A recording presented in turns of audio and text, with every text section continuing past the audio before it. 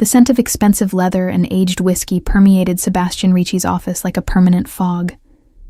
I'd grown so accustomed to it over the past 3 years that sometimes I caught myself breathing deeper just to fill my lungs with that intoxicating combination that meant safety, power, and the man I couldn't have. My fingers flew across the keyboard, transcribing notes from this morning's meeting with the Bellini family representatives. The click-clack of keys was rhythmic, soothing, a constant in the chaos that swirled around Sebastian's empire. Outside his door, the legitimate import-export business hummed along. Inside, behind mahogany panels and soundproofed walls, the real work happened. I glanced at the clock. 6:47 p.m. Most of the office had cleared out an hour ago, but I remained, as I always did, waiting for Sebastian to dismiss me. Waiting for those dark eyes to finally see me as something more than the efficient Miss Romano, who kept his schedule organized and his secrets buried. The intercom buzzed, making me jump despite 3 years of the same sound, several times daily. Stella. His voice, deep and slightly accented with that northern Italian cadence that turned my name into something almost sacred, flowed through the speaker. Bring the Moretti contract. The revised version. Right away, Mr. Ricci. I kept my voice professional, crisp, betraying nothing of how my heart had accelerated at the simple sound of his voice saying my name. Stella. Like stars. He'd told me that once during a late night when exhaustion had lowered his usual guards. Your name means stars, Stella. Did you know that? I'd nodded, unable to speak, watching him from across his desk as he'd studied me with an intensity that had made my skin flush. Then his phone had rung, the moment had shattered, and he'd never mentioned it again. I gathered the contract from my meticulously organized filing system, each document precisely where it should be, just as Sebastian expected. My hand smoothed down my navy pencil skirt, a nervous habit I'd never quite broken. The silk blouse I wore was conservative but fitted, professional without being matronly. I'd learned early on that Sebastian noticed details, and slovenly appearance was unforgivable in his world. The door to his office was already ajar when I approached. I knocked twice, our established ritual, and entered at his gruff "Entra." Sebastian sat behind his desk like a king on a throne, all sharp angles and controlled power. At 38, he was in his prime, with dark hair swept back from a face that could have been carved from marble by some Renaissance master. His suit was impeccable, charcoal gray with subtle pinstripes, tailored to emphasize broad shoulders that I knew from stolen glances could carry the weight of his empire without bending. But it was his eyes that always undid me. Dark brown, almost black in certain lights, they held secrets and promises and dangers I both feared and craved. The Moretti contract. I placed it on his desk, my fingers careful not to disturb the perfect alignment of his other documents. Everything in Sebastian's world had a place, a purpose, an order. I'd spent 3 years learning that order, becoming indispensable to it. Good. He didn't look up, his attention focused on the papers before him. His fountain pen, an antique Mont Blanc worth more than my monthly rent, scratched across the page with elegant precision. Cancel my 9 a.m. tomorrow. Reschedule it for Thursday at the same time. Certainly. The quarterly review with the legitimate holdings division? Sigh. A brief nod, still no eye contact. And confirm my dinner reservation for tomorrow night. 8 o'clock. Il Giardino. My stomach clenched. Il Giardino, the most exclusive Italian restaurant in the city, where Sebastian took his important clients and, occasionally, the elegant women who appeared on his arm at charity galas. Women who looked nothing like me with their designer gowns and practiced smiles. Of course, for 2? I kept my voice neutral, though the question felt like swallowing glass. No. He paused, his pen hovering over the document. For 1, cancel it entirely. Relief and confusion swirled through me in equal measure. Certainly, Mr. Ricci. Stella. He looked up then, and the full force of his attention hit me like a physical thing. "How long have you worked for me?" 3 years, 2 months, and 17 days. I answered automatically, then felt heat creep up my neck at revealing I'd been counting. Something flickered in those dark eyes. Amusement? Interest? It was gone too quickly to identify. "And in all that time, have I ever given you reason to doubt my judgment?" "Never, sir." "Then trust me when I say you should accept Seth's invitation." The words didn't make sense at first. Seth Donovan, Sebastian's oldest friend and one of his most trusted associates. Seth, who'd been making increasingly obvious attempts to catch my attention over the past few weeks. Seth, who'd asked me to dinner just this afternoon while picking up documents from my desk. "I don't understand." "He asked you to dinner. You should go." Sebastian's voice was casual, but his jaw had tightened imperceptibly. I'd learned to read his micro-expressions, the tiny tells that revealed what his controlled exterior concealed.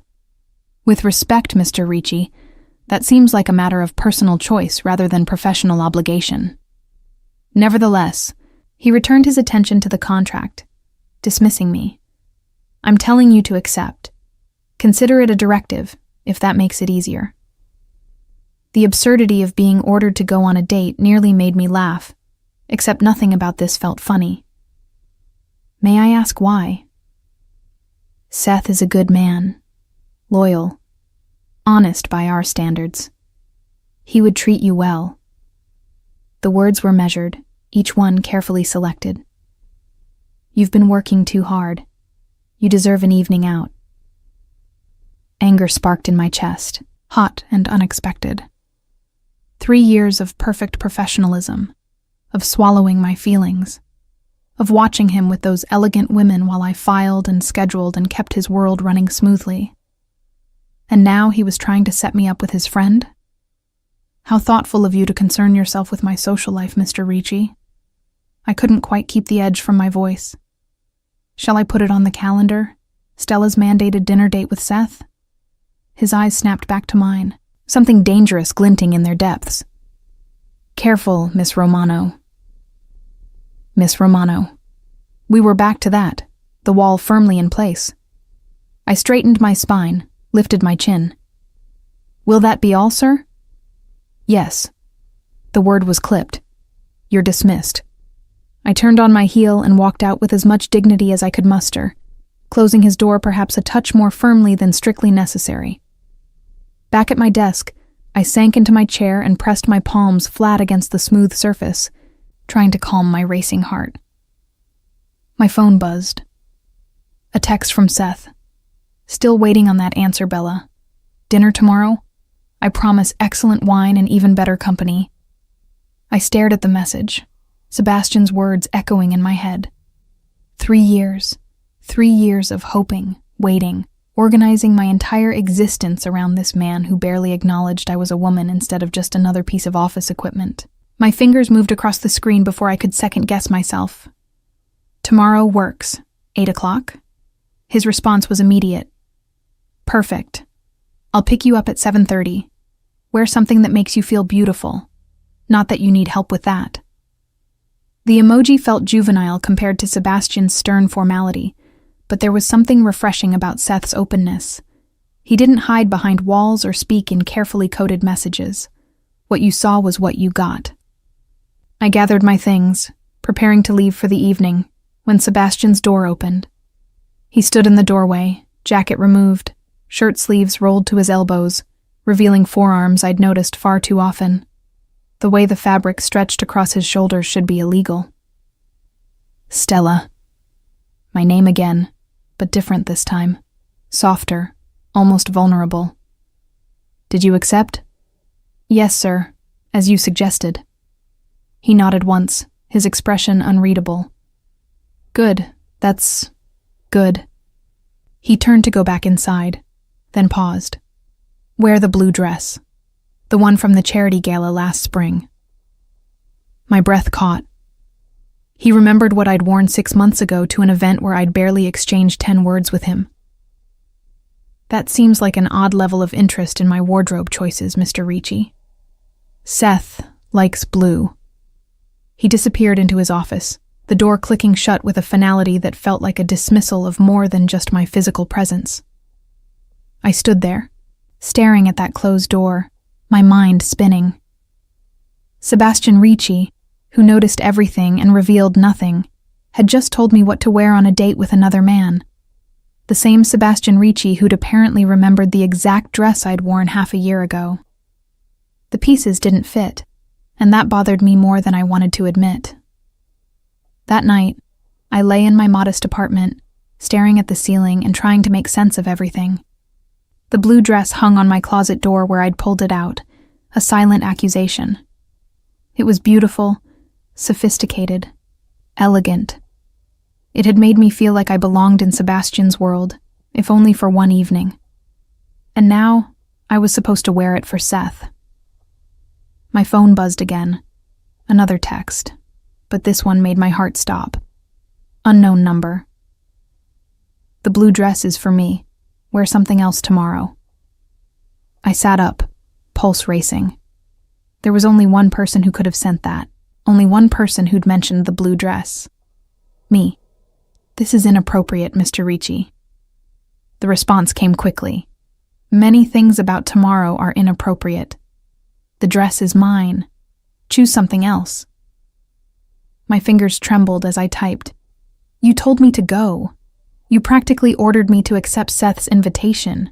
You don't get to dictate what I wear. 3 minutes passed. 5. Then, you're right. Forget I said anything. Enjoy your evening tomorrow. I threw my phone across the bed, frustration and confusion warring in my chest. What game was he playing? What did he want from me? Sleep, when it finally came, was fitful and filled with dreams of dark eyes and whispered Italian endearments I'd never actually heard him speak. The next morning arrived with a gray sky that matched my mood perfectly. I'd barely slept, Sebastian's cryptic messages replaying in my mind on an endless loop. The blue dress remained on my closet door, a silent reminder of his confusing possessiveness. I chose a different outfit entirely. A deep burgundy dress with a modest neckline and 3/4 sleeves, elegant but not showy. If Sebastian wanted the blue dress for himself, fine. But I wasn't going to let him control what I wore, even indirectly. The office felt different when I arrived at 7:30 a.m., my usual early time. Something in the air had shifted, though I couldn't identify what.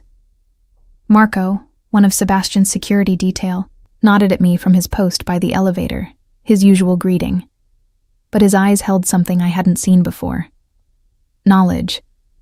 Like he was in on a secret I wasn't. "Morning, Miss Romano," he said, his voice carefully neutral. "Good morning, Marco." I passed him, heels clicking on the marble floor of the executive suite. My desk was exactly as I'd left it, everything in its place.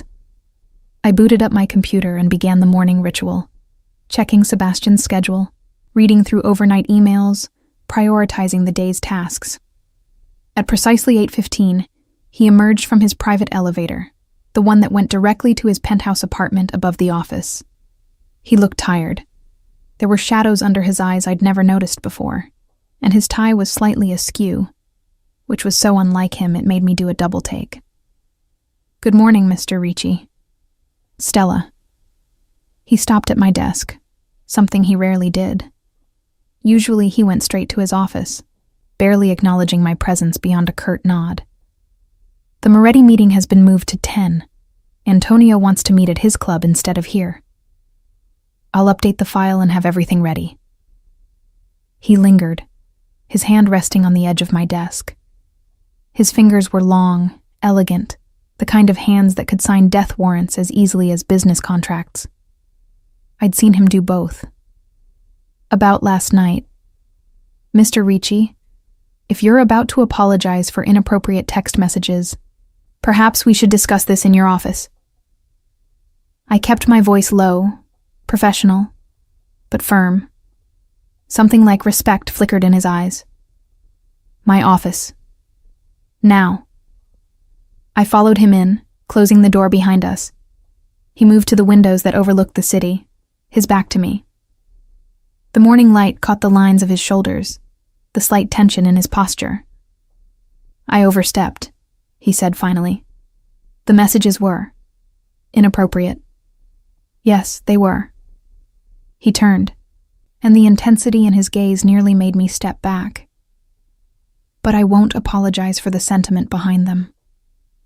My breath caught. Which sentiment was that, exactly? The blue dress. He moved toward me, slow and deliberate, like a predator who'd spotted prey. "I remember it because you looked stunning. You always look professional, polished, perfect. But that night, you looked like you belonged at my side instead of behind a desk." The admission hung between us, heavy with implications I didn't dare examine too closely.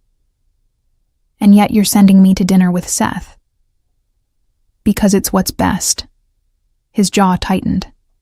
"Seth can give you things I can't. A normal life, safety, a relationship that doesn't come with the complications of my world." "Did it occur to you that I might like those complications?" The words escaped before I could stop them, raw and honest. Sebastian's eyes darkened. "Stella." My phone buzzed, shattering the moment. I glanced at it automatically. "Seth." "Counting down the hours, Bella. Can't wait to finally have you all to myself." Sebastian's gaze dropped to my phone, and I watched his expression shutter closed, all that momentary vulnerability vanishing behind his usual mask of control. "Answer him," he said coldly. "Don't keep him waiting." "Mr. Ricci, we have work to do." He moved past me to his desk, effectively dismissing me and the conversation. "Send in the updated Moretti files." I left his office feeling like I'd been in a car accident, shaken and disoriented. The rest of the morning passed in a blur of phone calls and emails. I felt eyes on me constantly. Marco watching from his post. Lucia from accounting giving me curious looks when she dropped off expense reports. Even Antonio Moretti himself, when he arrived for the 10 o'clock meeting, studied me with an interest that felt calculated. "Miss Romano." He greeted me, his accent thicker than Sebastian's. "You look lovely today. That color suits you." "Thank you, Mr. Moretti." Sebastian is lucky to have such a beautiful and efficient assistant. His smile didn't reach his eyes. Very lucky indeed. There was something in the way he said it, something that made my skin prickle with unease. Like I was being assessed for value in a market I didn't understand. After the meeting, I heard raised voices from Sebastian's office, not quite shouting, but intense enough to carry through the heavy door. I couldn't make out words, but the tone was clear. An argument between Sebastian and Antonio. When Antonio finally emerged, his expression was thunderous. He paused at my desk, composing himself with visible effort. "Miss Romano, a pleasure as always." He leaned closer, lowering his voice. "A word of advice, Cara. Be careful where you place your affections in this world. Not everyone's intentions are as pure as they seem." Before I could respond, he was gone, leaving me with more questions than answers. Sebastian appeared in his doorway moments later. "Stella, in here." His office felt like a pressure cooker when I entered. He stood by the windows again, tension radiating from every line of his body. "What did Antonio say to you?" "Just goodbye. And something cryptic about being careful." "Cryptic how?" His voice was sharp, urgent. "He said to be careful where I place my affections, that not everyone's intentions are pure." I watched Sebastian's jaw clench. "What's going on? What am I missing?" He was silent for a long moment, warring with himself. Finally, "Antonio knows about tonight, about you and Seth." "How?" "I only accepted yesterday." Understanding dawned, cold and uncomfortable. "You told him." "It came up in conversation." "My personal life came up in a business meeting?" Anger spiked through me, hot and sharp. You discussed my date with one of your associates? It's not that simple. Then explain it to me. My voice rose despite my attempts at control. 3 years, Sebastian. 3 years I've worked for you, kept your secrets, managed your schedule, made your life run smoothly, and now you're discussing my personal business with your colleagues. You don't understand this world, because you've kept me separate from it. I file your papers and answer your phones and keep your legitimate businesses looking legitimate, but you've never let me see what really happens behind closed doors. I moved toward him, frustrated and confused. So explain it to me now. Why does Antonio Moretti care who I have dinner with? Sebastian's control cracked, just for a moment. Because everyone in my world knows exactly how I feel about you, Stella. They've known for months. They watch me watch you. They see how I can't focus when you're in the room. They notice that I remember what you wore 6 months ago. His voice dropped, becoming almost dangerous. And they know that if they wanted to hurt me, the fastest way would be through you. The confession hit me like a physical blow. What? Seth's invitation wasn't random. It was a test. Sebastian moved closer, and I could smell his cologne, that intoxicating combination of cedar and something uniquely him. Antonio suggested it, said Seth would be good for you, that I should encourage it, that keeping you close but uninvolved was putting you in danger anyway. A test of what? My control, my priorities, whether I'd choose personal feelings over strategic advantage. His hand came up, almost touching my face before he caught himself and dropped it. I failed the moment I told you to wear the blue dress. My mind reeled, trying to process everything. So sending me with Seth was supposed to prove I could separate business from personal, that you weren't a weakness. His laugh was bitter. But I can't stop thinking about him picking you up, taking you to dinner, making you laugh, touching your hand across the table. His voice had gone rough, almost raw. I've been watching the clock since you accepted, counting down the hours until you leave with him, and hating every second of it. Then why? Because Antonio was right about one thing. Being close to me puts you in danger. My enemies know how I feel even if I've never said it. They see me look at you the way I've never looked at anyone else. He finally met my eyes. They'll use you against me, Stella, and I can't protect you if you're mine. The word hung between us. Mine, possessive and absolute. You never asked me, I said quietly. Never asked if I was willing to take that risk. Because the answer shouldn't matter. Your safety is my choice to risk. I moved closer, close enough to feel the heat radiating from his body. You don't get to make decisions about my life to protect me from consequences I'm willing to face. You don't know what you're saying, don't I? I tilted my chin up, meeting his gaze directly. 3 years, Sebastian. Did you think I stayed just for the paycheck? That I didn't notice how you look at me when you think I'm not watching? That I haven't felt this thing between us every single day? His control was fracturing. I could see it in the tension of his shoulders, the tightness around his eyes. Stella, tell me I'm wrong. Tell me you don't want me, and I'll go to dinner with Seth, and we can pretend this conversation never happened. The silence stretched, taut as a wire. I can't, he finally said, voice rough. I can't tell you that because it would be a lie. My heart hammered against my ribs. Then what do you want? Everything. The admission seemed torn from him. I want you safe and close and mine. I want to fire Seth for having the audacity to ask you out. I want to cancel tonight and take you to dinner myself and let everyone in this city know you belong to me.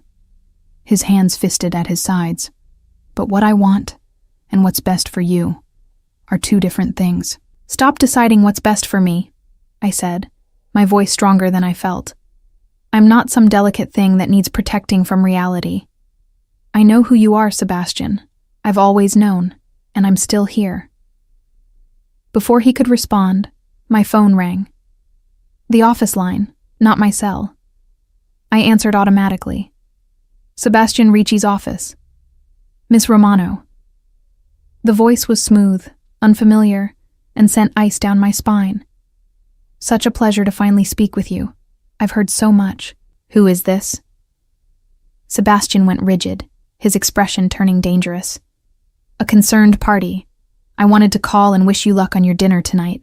Seth Donovan, correct? Lovely man. I do hope nothing unfortunate happens.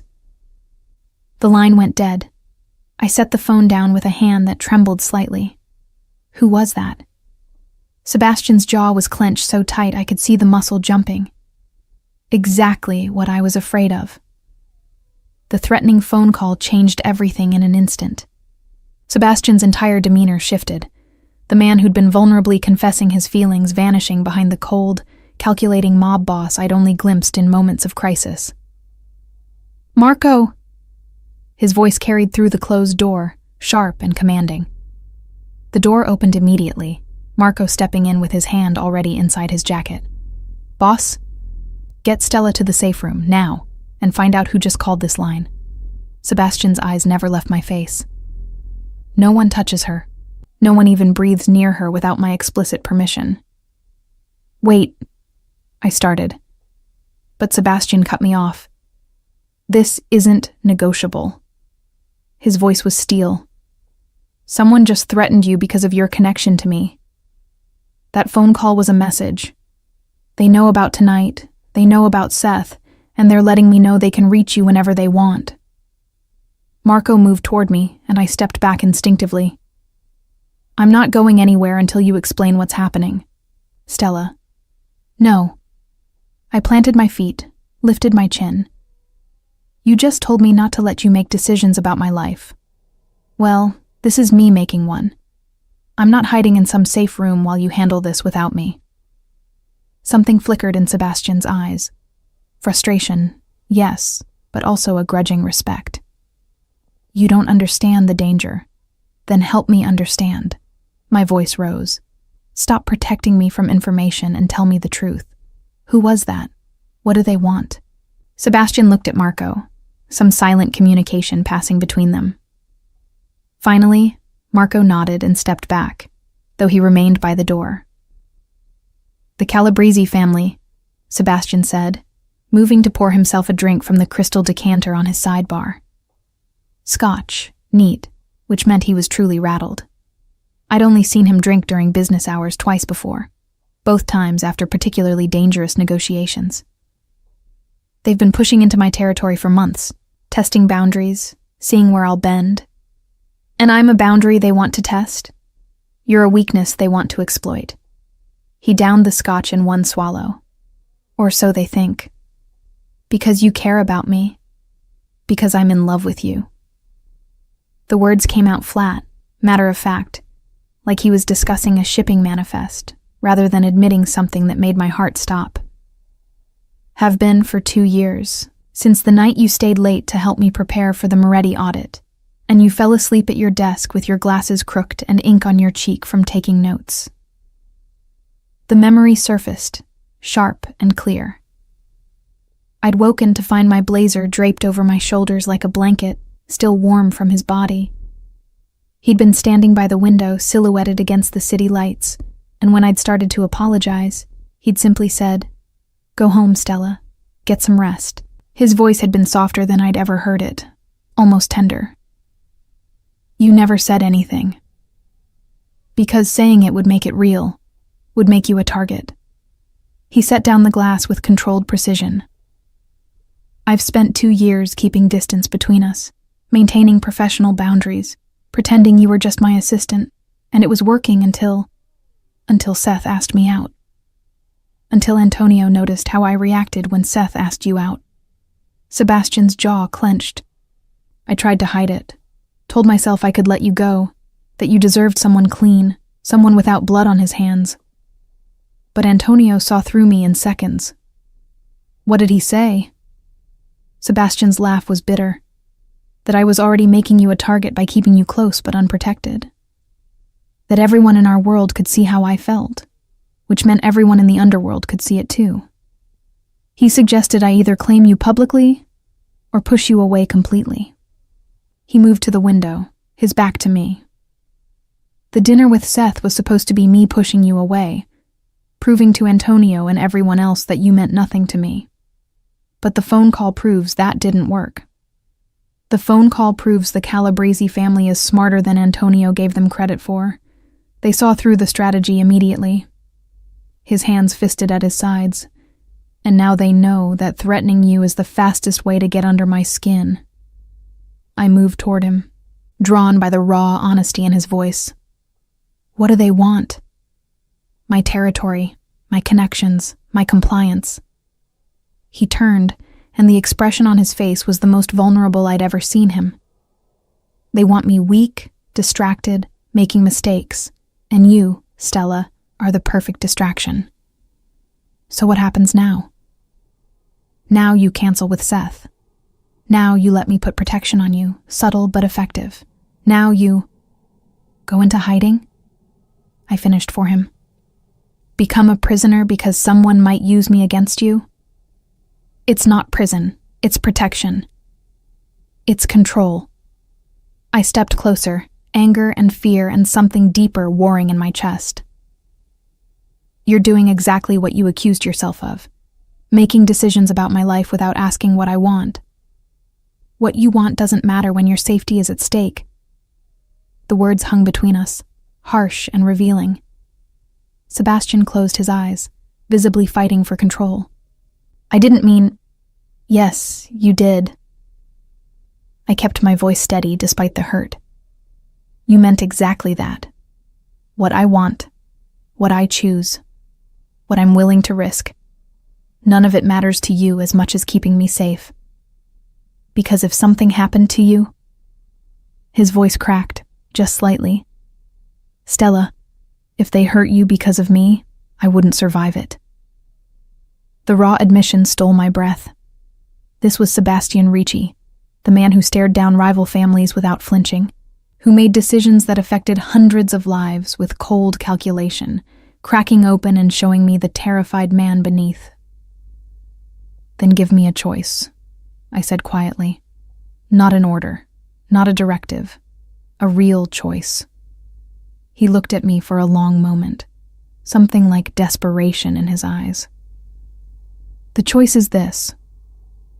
Let me protect you properly, which means security, restrictions, changes to your life. Or walk away entirely, and I'll make sure the Calabrese family knows you mean nothing to me. Those aren't real choices. Those are ultimatums. They're the only options I can live with. I studied his face, seeing past the controlled exterior to the fear beneath. He was terrified, I realized. Truly, deeply terrified in a way I'd never imagined Sebastian Ricci could be. What if I want a third option? I asked. What if I want to stay, and work, and live my life, but with you in it? Really in it. Not just as my boss who secretly cares but won't claim me. You don't know what you're asking. I'm asking you to choose me openly, to stop hiding how you feel, and let everyone in your world know I'm yours. The word felt right on my tongue, powerful rather than diminishing. Make me yours, Sebastian. Not secretly, not shamefully, but publicly. If I'm already a target, at least let me be a protected one. His eyes darkened with something that looked like hunger. If I claim you publicly, there's no going back. You'll be tied to me, to my world, to everything I am. Every enemy I have becomes your enemy. Every danger I face becomes yours too. I know. You'll have to give up your apartment, live somewhere I can protect you properly. You'll have security following you everywhere. Your freedom will be... Negotiable, I interrupted. But not gone. I won't be locked away like some princess in a tower, Sebastian. If I'm yours, I'm your partner, not your possession. He moved suddenly, closing the distance between us in 2 strides. His hands framed my face with surprising gentleness, his dark eyes searching mine. You're sure? Because once I make this claim, I won't let you go. Not for threats, not for danger, not for anything. I'm sure. His thumb traced my lower lip, the touch sending electricity through me. Then the dinner with Seth is canceled. You're not going anywhere with him or anyone else. From this moment on, everyone needs to know you belong to me. Then prove it, I challenged, my voice barely above a whisper. Don't just tell me. Show me. Show everyone. Something fierce and possessive flashed across his face. Marco! The door opened immediately. Boss? Cancel Miss Romano's plans for tonight. And call Il Giardino. Reservation for 2 at 8 o'clock. I want the private room, the one with the view. He never took his eyes off me. And send word to every family in the city. Let them know Sebastian Ricci is taking his woman to dinner. Make sure the Calabrese family gets the message first. Marco's eyebrows rose slightly, but he nodded. Understood, boss. Anything else? Yes. Call the jeweler. I need a ring by 7 o'clock. My heart stopped. Sebastian, if I'm claiming you, I'm doing it right. His voice was firm, absolute. No half measures, no ambiguity. You'll wear my ring where everyone can see it. You're moving very fast. I've waited 2 years, Stella. That's not fast, that's overdue. His hands slid down to my shoulders. Unless you've changed your mind? Had I? This morning I'd been his assistant, living a careful, controlled life. Now I was agreeing to become the publicly acknowledged woman of a mob boss, to wear his ring, to step fully into his dangerous world. No, I said, and meant it. I haven't changed my mind. Then go home. Pack what you need for tonight. Marco will drive you and make sure you're safe. Come back here at 7, and we'll show this city exactly who you belong to. The possessiveness in his voice should have frightened me. Instead, it sent heat pooling low in my stomach. What about Seth? Sebastian's jaw tightened. I'll handle Seth. He'll understand. Will he? He'll have to. There was steel in his voice. Because you're mine now, Stella, and I protect what's mine. I left his office in a daze, Marco following at a discreet distance. The rest of the office staff watched with barely concealed curiosity as I gathered my things. News traveled fast in Sebastian's world, and I had no doubt everyone already knew something significant had shifted. My phone buzzed as Marco held the elevator door. Seth. Still on for tonight. I'm really looking forward to it. I stared at the message, guilt twisting through me. Seth had been nothing but kind, nothing but honest about his interest. And now I was canceling on him because his boss had finally admitted feelings he'd been hiding for 2 years. Before I could type a response, another message appeared, this time from Sebastian. Don't respond. I'll handle it. Trust me. I slipped my phone into my purse and stepped into the elevator, leaving behind the safe, predictable life I'd known and stepping toward something dangerous, intoxicating, and utterly terrifying. And I couldn't wait to see what happened next. The apartment Marco drove me to wasn't mine. I realized that immediately when the car pulled up to a building in the most exclusive part of the city, where doormen wore white gloves, and the lobby probably cost more than my entire apartment complex. This isn't where I live, I said, though Marco already knew that. Boss's orders, Miss Romano. You're staying here until the situation is secured. He opened my door, offering his hand. It's one of Mr. Ricci's properties. Fully secured, guards on every entrance, and your things are already being moved. My things. I stopped, processing. He's moving me out of my apartment, without asking? Marco's expression remained professionally neutral. He's protecting you, miss. Your old building had no security, no controlled access. anyone could walk in off the street. Like the Calabrese family, like whoever had made that phone call. The logic was sound, even if the method was high-handed and controlling. The apartment was on the 20th floor, taking up the entire level. Marco used a keycard to unlock the door, then stepped back to let me enter first. I walked into what could only be described as a showroom for wealth. Floor-to-ceiling windows overlooked the city. The furniture was modern and expensive, all clean lines and muted colors that screamed designer. Original artwork decorated the walls, and I was fairly certain that was a genuine Modigliani above the fireplace. "Your bedroom is the master suite. Second door on the right," Marco said. "Your clothes should arrive within the hour. Mr. Ricci asked me to inform you that anything you need that isn't already here can be provided immediately." I moved through the space feeling like an intruder. Everything was beautiful and perfect and completely impersonal, like a luxury hotel rather than a home. "Marco, how long has Sebastian owned this place?" "About 3 months, miss." 3 months.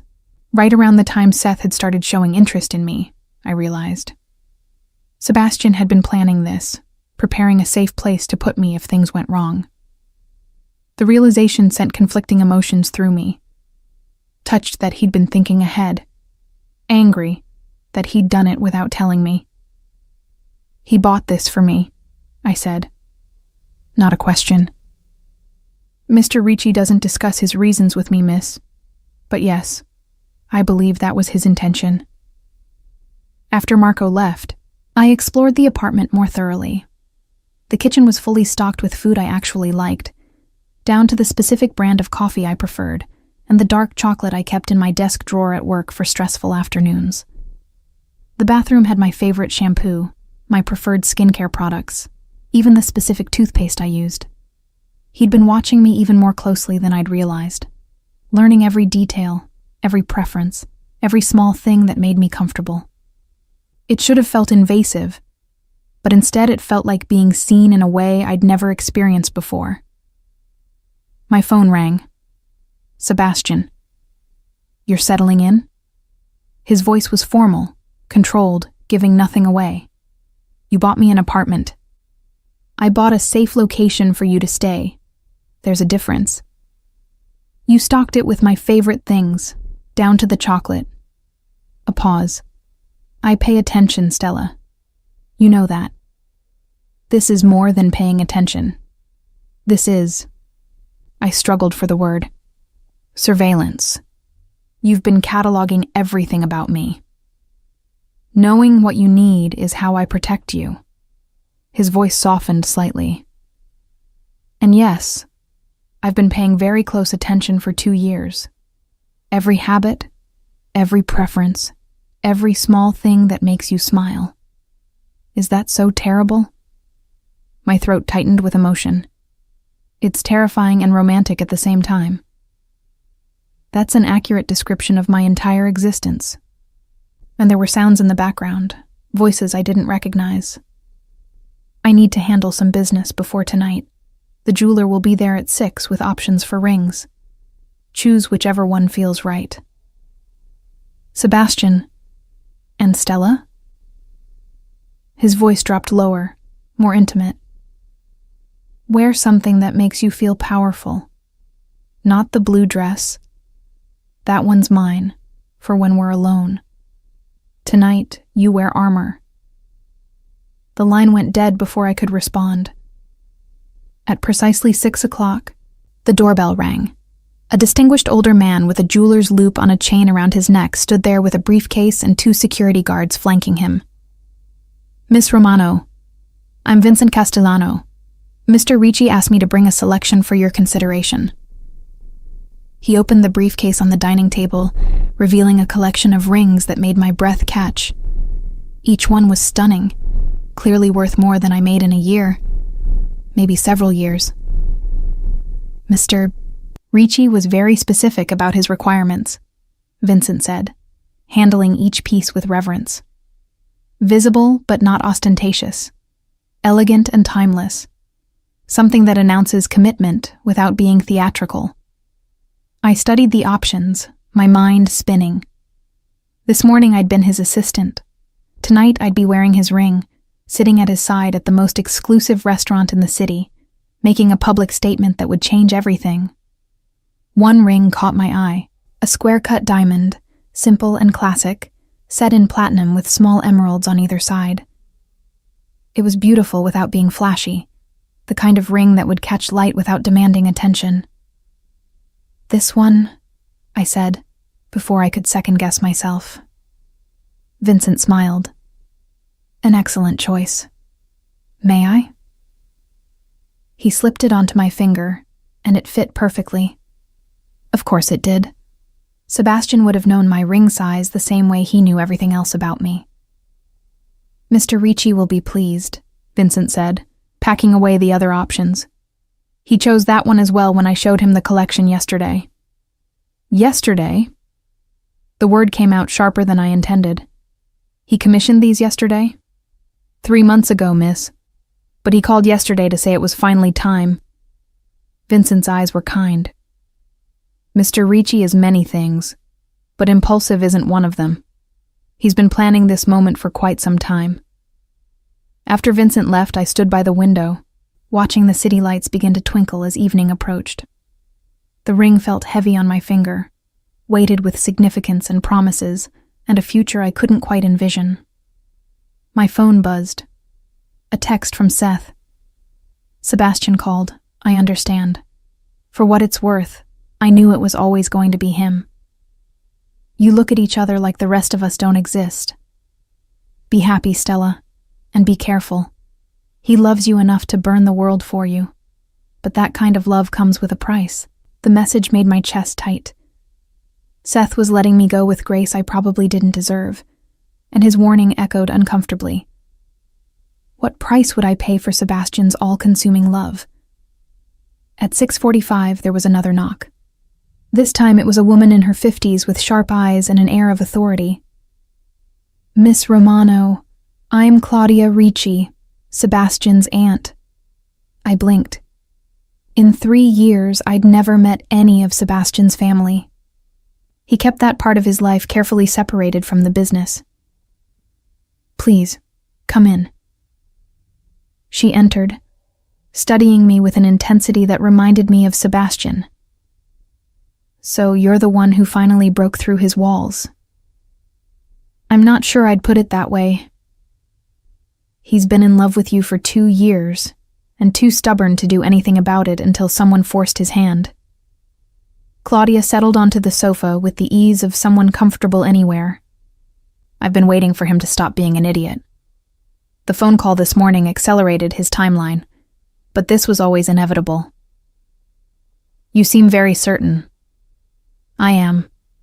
Because I know my nephew, and I've never seen him look at anyone the way he looks at you." She leaned forward. "But I'm not here to talk about Sebastian's feelings. I'm here to talk about yours." "I don't understand." "You're about to enter a world that will judge you harshly. You'll be seen as an outsider, a weakness, someone who doesn't belong.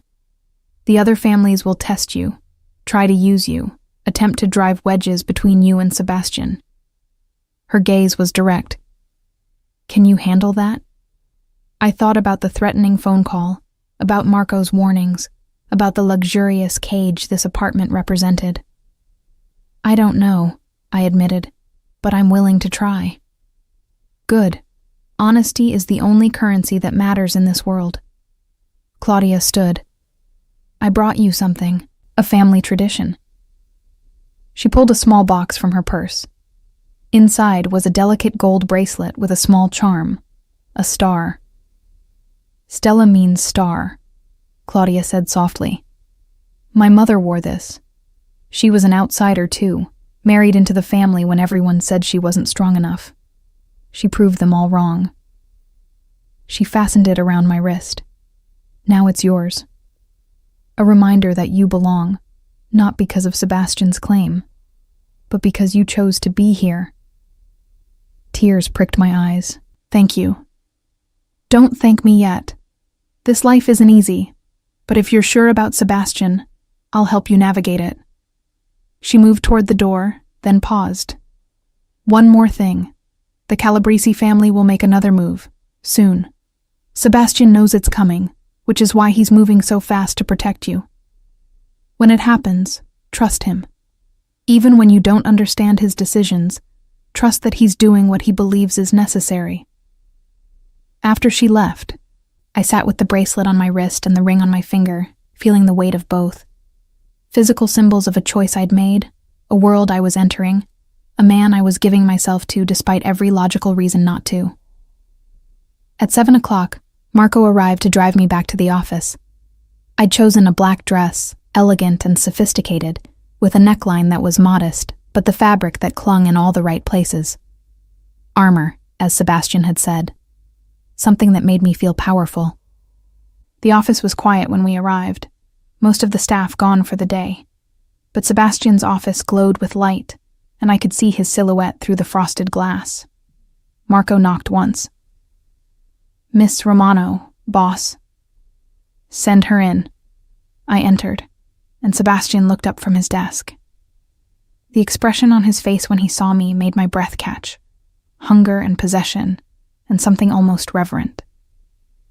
"You're stunning," he said, voice rough. Then his eyes dropped to my hand. "You chose the one with emeralds." It felt right. He stood, moving around the desk. Tonight he wore a tuxedo, perfectly tailored, making him look even more dangerous and devastating. "Those emeralds match my mother's necklace, the one Claudia is keeping for me. Your aunt was here." "I know. I asked her to come." He stopped in front of me, his hand settling on my waist. "She wanted to meet you, to make sure you understood what you were getting into." "And what am I getting into, Sebastian?" His smile was slow and dark. "Everything, Stella. Absolutely everything." He pulled a long velvet box from his desk drawer. Inside was a necklace, emeralds and diamonds that would have looked at home in a museum. This was my mother's. My father gave it to her when they married. She wore it every day until she died. His voice was quiet, weighted with emotion I rarely heard from him. "Now it's yours." "Sebastian, I can't." "You can. You will." He moved behind me, fastening it around my neck. The weight of it settled against my skin, cool and precious. "Tonight, everyone will see you wearing my ring and my mother's necklace. There will be no question about what you mean to me." I turned in his arms, looking up at this dangerous, complicated man who'd just given me his family's jewels. "What happens after tonight?" His hands framed my face. "After tonight, the real work begins. We navigate this world together. You learn how to be mine while staying yourself. I learn how to share my life instead of controlling every piece of it." His thumb traced my lower lip. "And we figure out how to survive the threats that are coming. You're sure they're coming?" "I'm certain. The Calabrese family won't back down because I made a public claim. If anything, it makes you a more valuable target." His jaw tightened. "But they'll have to go through me to reach you. And I don't lose, Stella. Not when it matters. Not when it's you." He kissed me then, not gently, but with all the pent-up longing of 2 years. I melted into him, feeling his control fracture, feeling the desperation beneath his usual composure. When we finally broke apart, both breathing hard, his forehead rested against mine. "Ready to show this city who you belong to?" "Yes," I whispered. "Ready." Il Giardino was everything I'd imagined and more. The restaurant occupied the ground floor of a historic building, all exposed brick and arched ceilings, with ivy climbing the walls and soft lighting that made everything look like a painting. The maitre d' recognized Sebastian immediately, his deference bordering on reverent. "Mr. Ricci, welcome. Your private room is ready." We walked through the main dining area, and I felt every eye in the room turn to watch us. Sebastian's hand rested possessively on the small of my back, guiding me through the space with the confidence of a man who owned everything he surveyed, which, I was beginning to realize, wasn't far from the truth. The whispers started immediately. I caught fragments as we passed. Is that his assistant? Never thought Sebastian Ricci would... Wearing Elena Ricci's necklace, my God. The private room was intimate, separated from the main restaurant by heavy velvet curtains and soundproofed walls. A single table sat in the center, already set with crystal and china that probably cost more than my car. Floor-to-ceiling windows overlooked a private garden, lit with thousands of tiny lights. It's beautiful, I breathed. Not as beautiful as you. Sebastian pulled out my chair, his hands lingering on my shoulders after I sat. I've reserved this room a dozen times over the past 2 years, always canceled at the last minute because I couldn't bring myself to bring anyone else here when it was meant for you. The confession made my heart squeeze. 2 years of waiting.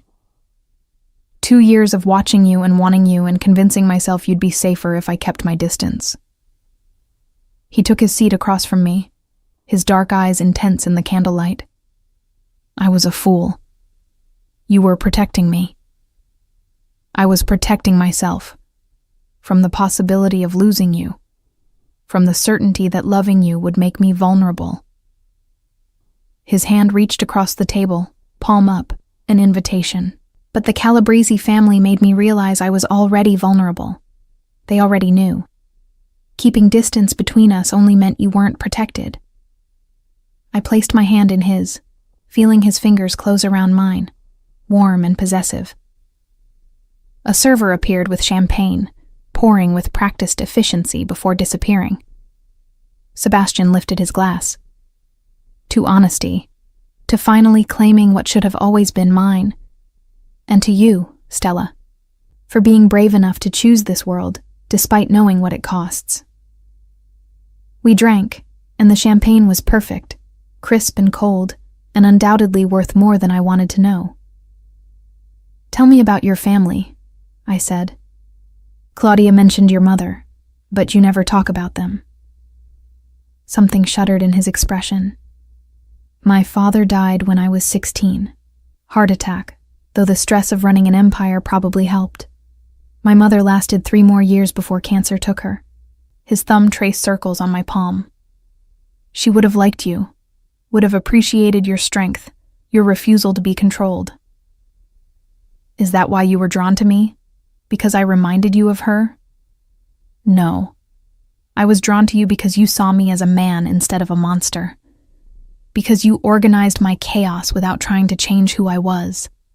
Because you fell asleep at your desk with ink on your face and looked more beautiful than any woman I'd ever seen. The server returned with appetizers, burrata and heirloom tomatoes that melted on my tongue, followed by handmade pasta that was sinfully good. We ate and talked, the conversation flowing easier than it ever had in 3 years of working together. Without the walls of professionalism between us, Sebastian was different. Still controlled, still commanding, but softer somehow. More human. What happens now? I asked over the main course. After tonight, after the public claim, what does my life look like? Different. He set down his fork, giving me his full attention. You'll need security, people you can trust watching you at all times. Your schedule will need approval, not because I'm controlling you, but because we need to ensure you're safe. The apartment is yours, but I'd prefer you eventually move into my penthouse. More secure and... He paused, something vulnerable crossing his face. I'd like to wake up with you there. The admission made warmth pool low in my stomach. Eventually? I won't force it. This is already a lot of change happening very fast. But yes, eventually. I want you in my home, in my bed, in every part of my life. What about work? You're still my assistant if you want to be. Though with the security requirements, you'd need to work from the executive floor exclusively. No more running errands around the city. He leaned back, studying me. Or, if you prefer, I have other positions in the organization that might interest you. You're brilliant with details, with organization. Those skills could be useful in many ways. You mean in the other business, the less legitimate parts? His expression didn't change. I mean in all my businesses. I won't hide that part of my life from you anymore, Stella. If you're mine, you're entitled to know everything. Before I could respond, his phone buzzed. He glanced at it, and his entire demeanor changed, hardening into something cold and dangerous. What is it? Marco, there's been an incident. He stood, already moving toward the door. Stay here, don't leave this room. Sebastian. Please, Stella, just this once, don't argue with me. He was gone before I could protest, the curtain falling closed behind him. I sat alone in the beautiful room, listening to muffled voices from beyond the velvet barrier. Raised voices, angry ones. Minutes passed, each one stretching longer than the last. I twisted the napkin in my lap, the ring on my finger catching the candlelight. What incident? Who was involved? The curtain moved, and I looked up expecting Sebastian. Instead, a man I didn't recognize stepped through. He was younger than Sebastian, maybe early 30s, with slicked back hair and a smile that didn't reach his cold eyes. Miss Romano, finally, we meet properly. I'm Dante Calabresi. Ice flooded my veins. The Calabresi family, the threat Sebastian had been protecting me from. You need to leave. I stood, backing toward the windows. Sebastian is currently occupied with a small distraction my men created. Nothing serious, just enough to give us a few minutes alone. He moved further into the room, his movements casual but predatory. I wanted to see what all the fuss was about. What makes Sebastian Ricci risk everything for one woman? Get out. Such fire, I can see the appeal. He circled the table, and I matched his movements, keeping furniture between us. Here's what's going to happen, Miss Romano. You're going to come with me, very quietly, and we're going to have a conversation about your boyfriend's business practices. I'm not going anywhere with you. That wasn't a request. His hand moved to his jacket, and I saw the glint of metal. A gun. We can do this easy or hard. Your choice. Fear clawed at my throat, but I forced myself to stay calm. If you shoot me here, you'll never make it out alive. Sebastian has men throughout this restaurant. Who said anything about shooting? There are other ways to ensure cooperation. He pulled out a syringe instead, and my blood ran cold. A mild sedative. You'll wake up in a few hours, we'll have our chat, and if Sebastian is reasonable, you'll be returned unharmed. He'll kill you for this. He'll try. But first, he'll have to find you. Dante moved quickly, and I grabbed the champagne bottle from the ice bucket, swinging it at his head. He dodged, laughing. There's that fire again. This is going to be fun, I screamed, as loud as I could, hoping someone would hear. Dante lunged and I threw the bottle at him, backing toward the door. But before I could reach it, the curtain burst open. Sebastian stood there, and the expression on his face was the most terrifying thing I'd ever seen. Not anger exactly, but something colder. Absolute murderous intent. Step away from her, Dante. Or what, Ricci? You'll start a war over your little secretary. But Dante had stopped moving, recognizing the danger. I'll end you and your entire family before the night is over. Sebastian's voice was deadly calm. That's not a threat. That's a promise. Step away. For a moment, I thought Dante would refuse. Then Marco appeared behind Sebastian, gun drawn, and 3 more of Sebastian's men filed in through other entrances I hadn't noticed. Dante raised his hand slowly, smiling that cold smile. This isn't over, Ricci. Yes, it is. You touched what's mine, came into my city, into my restaurant, and threatened my woman. Sebastian moved forward, and even I wanted to step back from the fury radiating off him. Marco, take Mr. Calabresi to the car. Make sure he understands the consequences of ever breathing near Stella again. Marco grabbed Dante roughly, dragging him from the room. The other men followed, leaving Sebastian and me alone. He was across the room in 2 strides, his hands framing my face, checking me for injuries. Did he touch you? Did he hurt you? No, I'm fine. My voice broke. And suddenly I was shaking, the adrenaline crashing through me. Sebastian pulled me against his chest, his arms wrapping around me with fierce protectiveness. You're safe. I've got you. You're safe. How did he get in here? You said this place was secure. He had help. Someone on my payroll sold me out. His voice was hard, promising retribution. They're being dealt with as we speak. I pulled back to look at him. What are you going to do to Dante? Nothing tonight. Tonight I'm getting you somewhere truly safe. His jaw clenched. But tomorrow, the Calabrese family will learn what happens when they threaten what's mine. Sebastian, don't start a war because of me.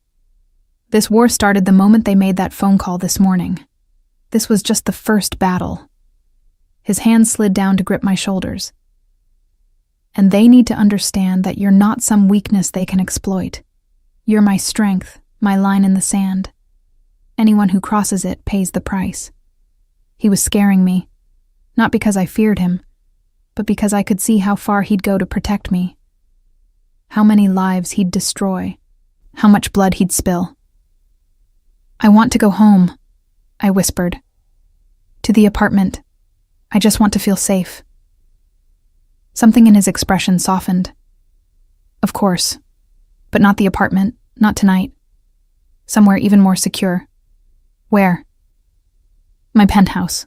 The one place in the city I control completely, where I can watch over you myself. His forehead rested against mine. Please, Stella, let me protect you properly. I nodded, too shaken to argue. The beautiful evening we'd planned had shattered, replaced by the harsh reality of Sebastian's world. A world I'd chosen, but one I was only beginning to understand the true cost of. As we left the restaurant through a back exit, surrounded by Sebastian's men, I realized something that made my heart ache. Loving Sebastian Ricci meant living in constant danger, meant being a target for his enemies, a weakness they'd exploit, a weapon they'd try to use against him. And I'd chosen it anyway. Chosen him. Despite knowing the price, despite the fear, despite everything. Because some loves were worth fighting for, even when the fight might destroy you. Sebastian's penthouse occupied the entire top floor of the building that housed his offices. I'd never been here before, had only imagined what his private sanctuary might look like during those long evenings when he'd dismiss me and take the private elevator home. The reality was both expected and surprising. Yes, it was luxurious, all dark wood and leather furniture, floor-to-ceiling windows overlooking the city. But it was also lived in, comfortable in a way the corporate apartment wasn't. Books stacked on side tables, a coffee cup left on the kitchen counter, a cashmere throw draped over the sofa like he'd been using it recently. This is home, he said simply, watching me take it all in. Not some sterile safe house. This is where I live, where I want you to live. Marco and the other security had swept the penthouse before letting us enter, then positioned themselves at strategic points throughout the building. Sebastian had been on his phone the entire ride here, speaking in rapid Italian that I couldn't quite follow but understood the tone of cold, commanding, absolute. Now, alone with me in his home, some of that icy control was fracturing. I could see it in the tension of his shoulders, the tightness around his eyes. I should have known they'd make a move tonight, he said, pacing to the windows. Should have anticipated Dante would be bold enough to try something during dinner. Sebastian, you could have been taken, drugged, kidnapped, used against me. His hands fisted at his sides. Because I was arrogant enough to think a public claim would protect you when it only painted a bigger target. I moved toward him, drawn by the self-recrimination in his voice. This isn't your fault. isn't it? I brought you into this world, made you a target by caring about you, by being unable to hide how I felt. He turned to face me, and the raw emotion in his eyes stole my breath. Maybe Antonio was right. Maybe loving you is a weakness I can't afford. The words hit like a physical blow. Is that what you believe? I don't know what I believe anymore. He moved to the sidebar, pouring himself a drink. All I know is that seeing Dante in that room with you, seeing him threaten you, made me want to burn his entire family to ash. And that kind of reaction, that loss of control, it's dangerous. Dangerous for who? For everyone. He downed the scotch in one swallow. Especially you. I closed the distance between us, taking the glass from his hand and setting it aside. Look at me, Sebastian. He did, those dark eyes churning with emotion. I chose this, chose you. Knowing the dangers, knowing the risks. You don't get to make that choice for me now because things got scary. I placed my hand on his chest, feeling his heart racing beneath the expensive fabric. I'm not some delicate thing that needs to be locked away for safekeeping. I'm your partner, your equal. And that means I face these threats with you, not hidden away while you handle everything alone. You don't understand what you're asking. Then help me understand. Stop protecting me from reality and let me in completely. All of it, Sebastian. The business, the dangers, the decisions you have to make. I can't be your partner if you keep me in the dark. He studied me for a long moment, warring with himself. Finally, he nodded. All right. You want the truth? The complete truth? Yes. The Calabrese family has been pushing into my territory for 6 months. They've corrupted 3 of my men, stolen 2 shipments, and challenged my authority at every turn. His voice was cold, factual. Tonight's attempt to take you was their declaration of war. They're betting I'll back down, negotiate, show weakness to keep you safe. And will you? His smile was dangerous. No. Tomorrow morning I'm meeting with the other families. We're going to discuss the Calabrese problem and reach a consensus. Which means I'm going to make it clear that anyone who threatens you, who even looks at you wrong, will face consequences that make war look merciful. He cupped my face, his touch gentle despite the steel in his voice. And I'm going to ask for their support in removing the Calabrese family from power permanently. The casual way he discussed destroying an entire family should have terrified me. Instead, I felt a dark satisfaction that he'd go that far to protect me. What can I do to help? He blinked, clearly not expecting the question. Nothing. This isn't your fight. It became my fight the moment Dante walked into that room. So tell me, what can I do? Something shifted in his expression. Respect, maybe, or a grudging acceptance. You can attend the meeting with me. Let the other families see you at my side, wearing my ring and my mother's necklace.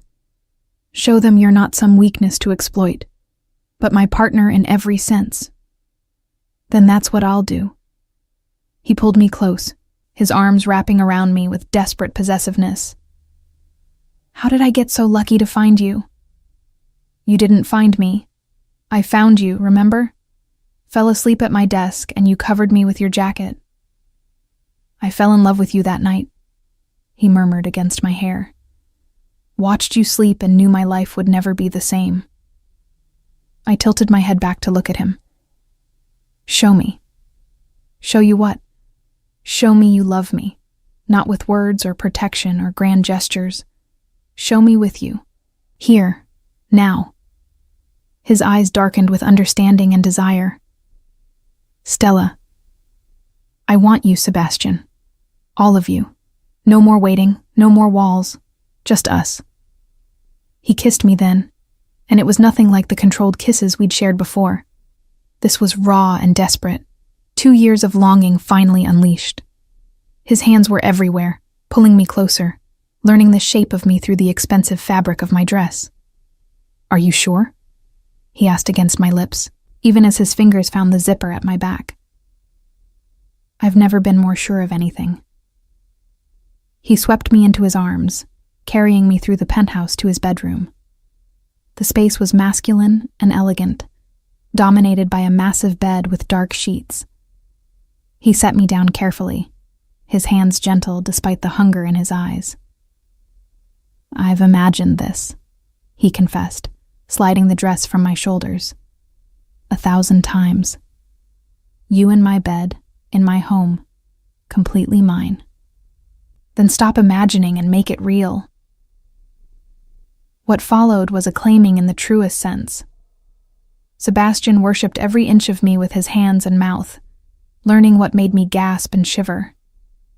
When he finally made me his completely, it felt like a completion, like two pieces fitting together that had always been meant to align. Afterward, we lay tangled in his sheets, my head on his chest, his fingers tracing lazy patterns on my bare shoulder. "I need to tell you something," he said quietly. "About Seth." I stiffened slightly. "What about him?" "The dinner invitation. It wasn't his idea. It was mine." I lifted my head to look at him. "What?" "I asked him to ask you out. Wanted to see if I could push you away, convince myself you'd be better off with someone else." His expression was pained. "He knew how I felt about you." "Everyone did. But I asked him anyway because I'm a coward who was too afraid to claim what I wanted." "And what happened?" "The moment you accepted, I lost my mind. Spent the entire day planning how to sabotage it, how to make sure you never actually went. Then the Calabresi family called, and suddenly my selfish jealousy became something else entirely." His hand cupped my face. "I'm sorry. For being a coward. For putting you in danger with my indecision. For all of it." "I forgive you," I said simply. "On one condition." "Anything." "No more games. No more tests. If you want me, you have me. But I need you to be all in, Sebastian. No holding back. No protecting me from yourself." "Deal." He kissed me softly. "I'm all in, Stella. Completely yours." We slept little that night, making up for 2 years of restraint and denial. By morning I ached in the best ways, my body branded with his possession in marks that would fade, but leave a deeper imprint on my soul. The meeting with the families was scheduled for 10. Sebastian's tailor arrived at 8 with a selection of clothing for me, elegant, powerful pieces that announced I belonged at Sebastian's side. I chose a deep green dress that matched the emeralds in my necklace, paired with heels that gave me enough height to look the other family's leaders in the eye. Sebastian watched me dress with hungry appreciation, but also pride. "You look like a queen," he said, adjusting the necklace slightly. "My queen." The meeting was held in a private room at one of Sebastian's legitimate businesses, a wine import company that served as a front for more profitable ventures. The room was already full when we arrived, a dozen men in expensive suits, representing the major families that controlled the city. All conversation stopped when Sebastian walked in with me at his side. "Gentlemen," Sebastian said, his voice carrying absolute authority, "thank you for coming. I believe you all know my assistant, Miss Romano, though her position has recently changed. She's now my fiancée, and as such, under the protection of this family and all our alliances." I saw the looks exchanged, the calculations being made. Sebastian had just announced our engagement publicly, binding me to him in a way that carried weight in this world. Antonio Moretti stood, raising a glass. "To Sebastian and his beautiful bride-to-be. May your union bring strength and prosperity." The others followed suit, though I caught some expressions that were less than pleased. The Calabresi family seats were conspicuously empty. "Now, to business," Sebastian continued, his hand never leaving the small of my back. "The Calabresi family attempted to kidnap Miss Romano last night. A direct attack on my family, on our agreements, on the peace we've all worked to maintain. The room erupted in murmurs. This was serious, a violation that couldn't be ignored. "I'm calling for a vote," Sebastian said. "The Calabrese family has proven they cannot be trusted. They've broken agreements, stolen shipments, and now attacked my personal family. I propose we revoke their seat at this table and redistribute their territories among the families who've remained loyal to our accords." One by one, the families voted. It was unanimous. The Calabrese family was out, their empire to be divided among the victors. As the meeting concluded, Sebastian's hand tightened on my waist. We'd won, but I knew this was just the beginning. The Calabrese family wouldn't accept their removal quietly. There would be retaliation, more danger, more threats. But I also knew something else with absolute certainty. Whatever came next, we'd face it together. Sebastian and I, partners in every sense, bound by more than rings and contracts, bound by choice, by love, by an unwavering commitment to protect what we'd built. As we left the meeting, Sebastian pulled me close, pressing a kiss to my temple. "Thank you." "For what?" "For being brave enough to choose this life. Choose me." His dark eyes held mine. "I know it won't be easy. There will be more threats, more danger. But I promise you, Stella, I'll spend every day proving you made the right choice." "I already know I did," I said, meaning it completely. Because loving Sebastian Ricci meant danger and darkness and constant vigilance, but it also meant being seen completely, cherished absolutely, and protected fiercely. It meant partnership and passion, and a love so consuming it redefined everything I thought I knew about belonging.